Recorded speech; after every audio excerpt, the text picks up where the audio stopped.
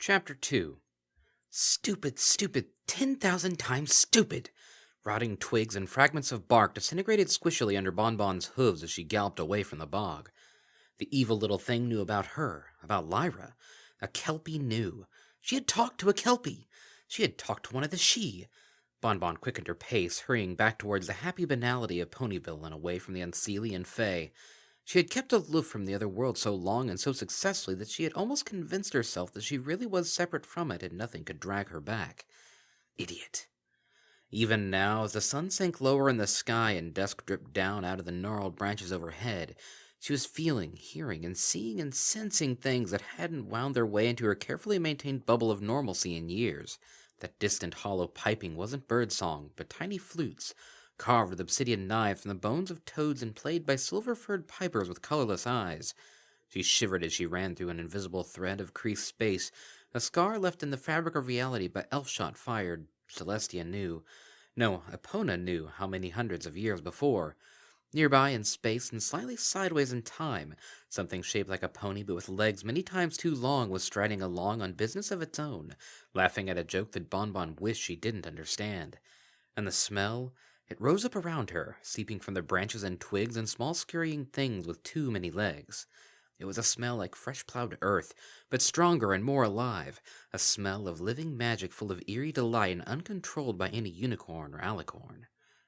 Bonbon cantered to a halt and collapsed to her haunches. Too much, too much. She couldn't make it back to Ponyville like this. If she tried, she'd slip out of time and into fairy, and if she ever wound her way back into the real world again, hundreds of years could have passed. She closed her eyes, forced herself to breathe slowly, and pushed the ancient eldritch thoughts out of her head, thinking of pies, saddlebags, curtains, horseshoes. Years ago, when they were still getting to know one another, Lyra had tried to get her to wear horseshoes, and when she refused, all of Lyra's irritation with Bonbon's other oddities had boiled over. The resulting quarrel, the last major one they had ever had on the subject, had nearly ended their relationship. Bonbon had wished that she could explain, but Lyra couldn't, and must never know that the touch of cold iron against Bonbon's skin was poison to her and to all she. Better not think about horseshoes. Apples, chairs, beds, a warm fire burning in the hearth. That was better. Lyra's smile, Lyra's laughter, the warmth of Lyra's body against her flanks as they drifted off to sleep. That was best. Green light flashed behind Bonbon's closed eyes, and when she opened them, they were the eyes of an earth pony again, simple and plain and everyday. She could still hear the faint piping of the bushwoses and smell that insidious green scent, but the touch of horrible familiarity they had carried earlier was gone.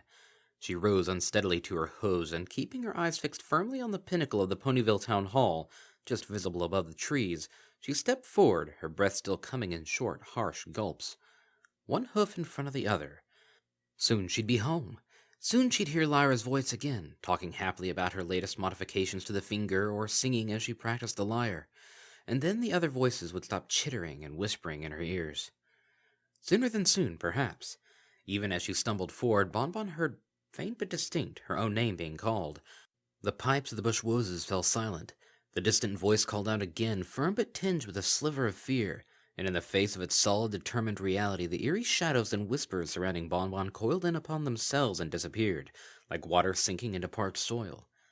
Bonbon gulped down good, plain, unscented air, and called out, "Lyra! Lyra, it's me! I'm here!" The Manhattan accent was back, but right now she couldn't have cared less about that.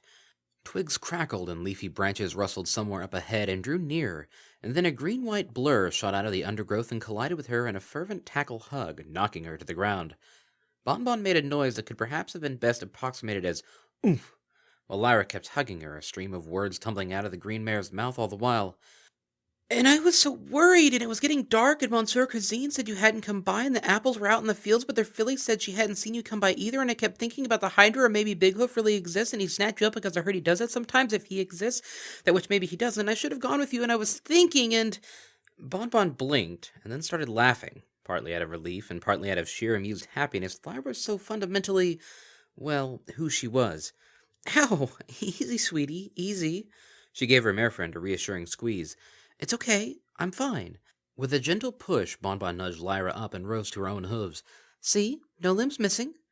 Lyra, reassured, promptly flipped her emotional dial from anxious to indignant. Then what the hey happened? You promised me a nice dinner out on the town, and instead you go off and get yourself all vanished. No reservation at La Musette d'Avon? Several months earlier, Lyra had decided she was going to learn fancy, and had approached the task in something of the manner of an ancient Pegasopolan warrior battling a manticore. Bonbon suspected that the reason her marefriend had so much trouble getting a decent grasp on the language was she started out at a death grip, and hadn't yet thought to loosen her hold. No rennet apples? She glanced at Bonbon's empty saddlebags. And no marshmallow either.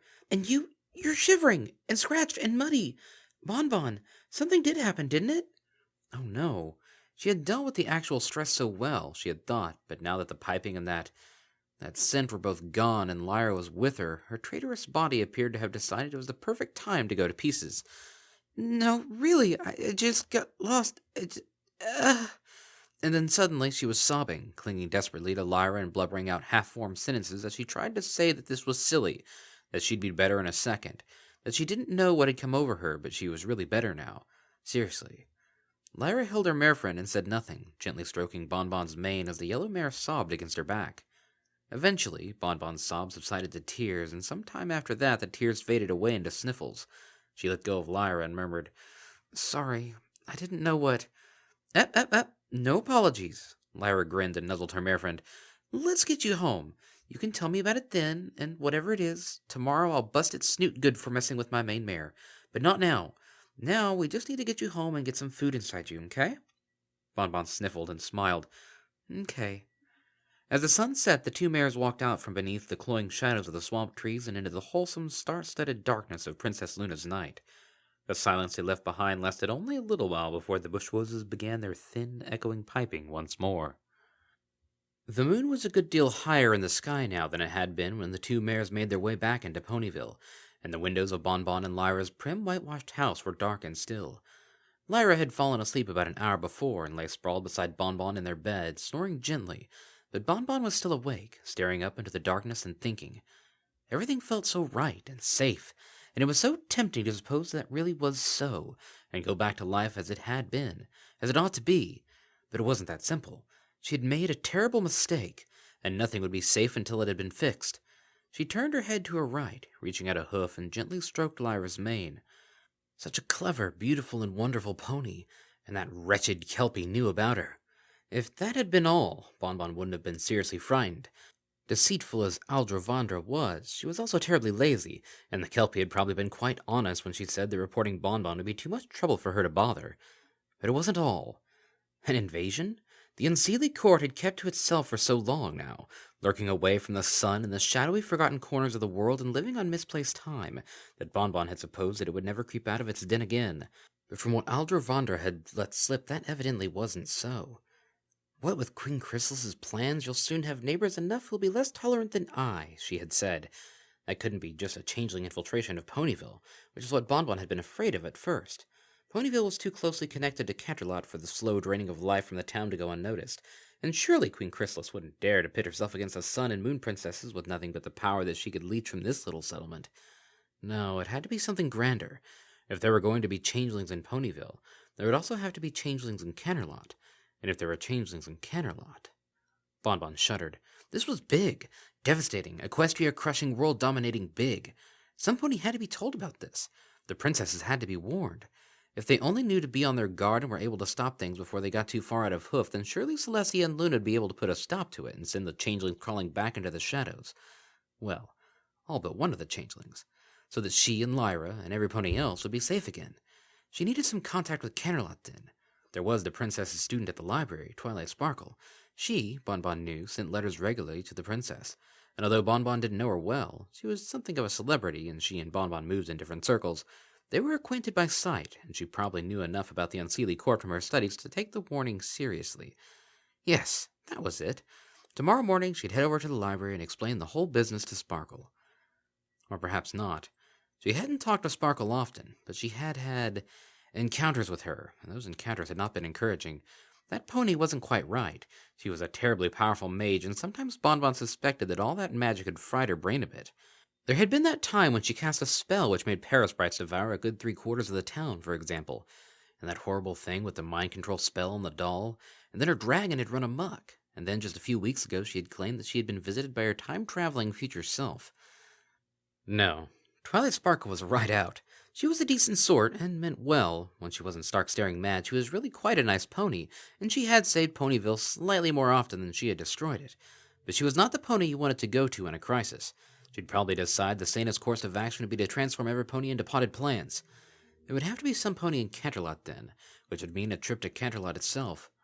Bonbon briefly considered directly contacting Celestia and Luna, but then rejected the idea with a shudder. She wasn't so sure about Princess Luna's stability either, not after last Nightmare Night, and Celestia was Celestia, Sol Invicta, the eternal light, the Daystar undimmed. No, it would have to be some pony else, whoever was in charge of the defense of the city. The captain of the guard, maybe, some pony like that. He or she could relay the message to the princesses. They would do whatever they needed to do, and everything would be safe and right again.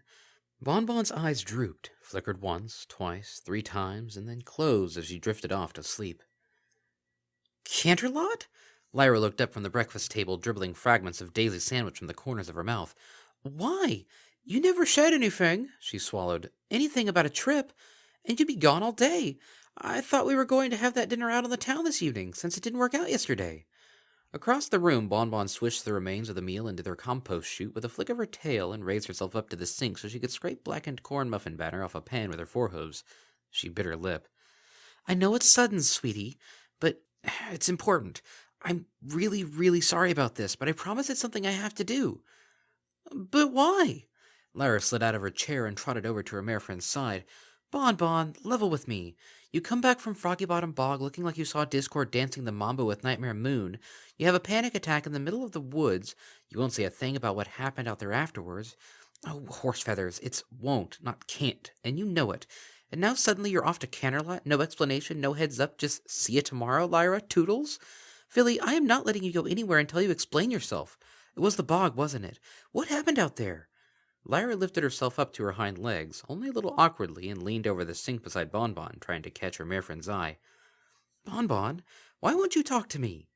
Bonbon winced. She could feel the worry in Lyra's voice, and what's more, she could taste it.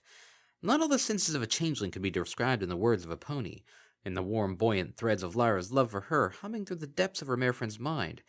She knew she needed to tell Lyra the truth. She'd known it for years, ever since she had first fallen in love with a strange, excitable unicorn.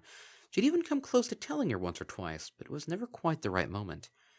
Of course it was never the right moment. There never could be a right moment for admitting that she'd lied to Lyra for years about who and what she was, and no matter what, it would be a hard and painful talk, and it might mean the breaking of both their hearts. But it would have to be done, nonetheless. She owed it to Lyra. Yes, it was the bog, Lyra. Say it. Say it. She needs to hear this. You need to admit this. When I was younger, She stared into her marefriend's eyes, and without consciously intending to, she imagined them widening in shock, and then narrowing in hatred. She imagined the mare she loved drawing back from her, forehead raised in disgust and fear, and then she imagined the love in the green unicorn's mind withering and dying in a sea of hate. Bonbon's shoulders slumped. When I went to the bog, I met someone I used to know. She couldn't do it. Not now. And I learned something dangerous from them. Someone? Some pony, I meant. Oh, don't know why I said that. Coward. She deserves to know. She deserves the truth. But this thing I learned, I don't know when it'll actually happen, but it's being prepared right now. When it does happen, it'll be big, big and dangerous. I have to find some pony who can do something about it now, before everything falls apart.